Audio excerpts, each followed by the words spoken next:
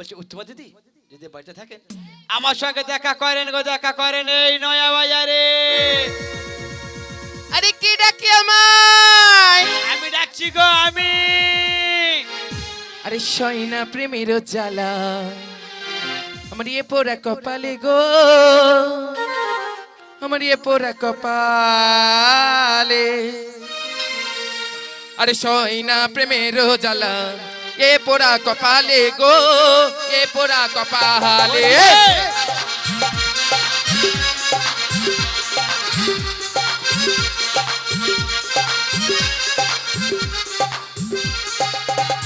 মধুরে ডাকলে পরে গো আমি রহিতে না পারি।